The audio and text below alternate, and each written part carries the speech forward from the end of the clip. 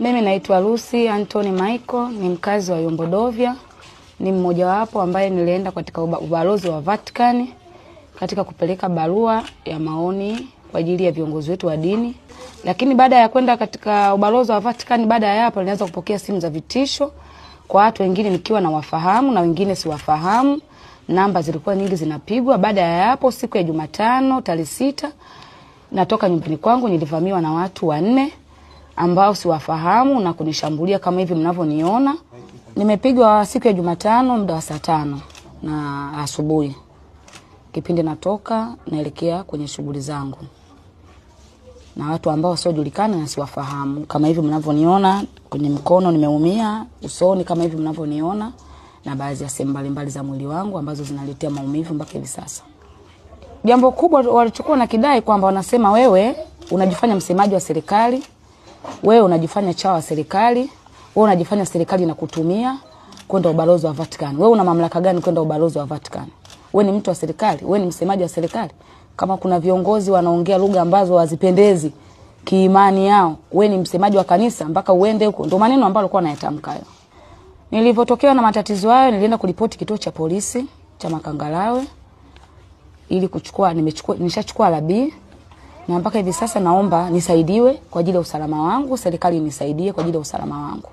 Lakini mpaka hivi sasa hali yangu ya kiusalama naona ipo chini, na mimi kiangalia na familia naishi.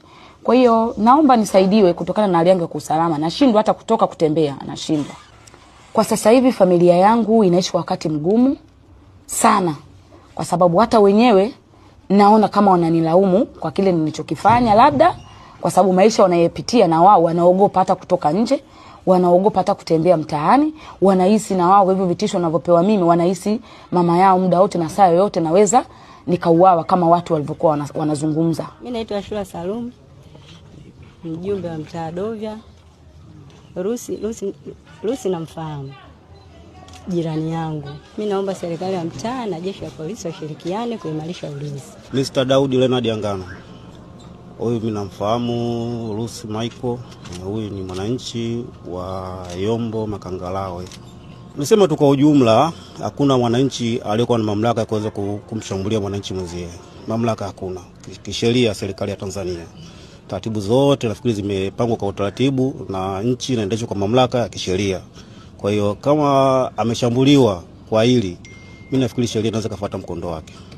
Haipendezi kumshambulia mtu kwa kumpiga au kwa kitu chochote kile.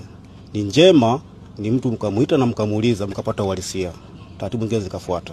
Serikali tusaidie.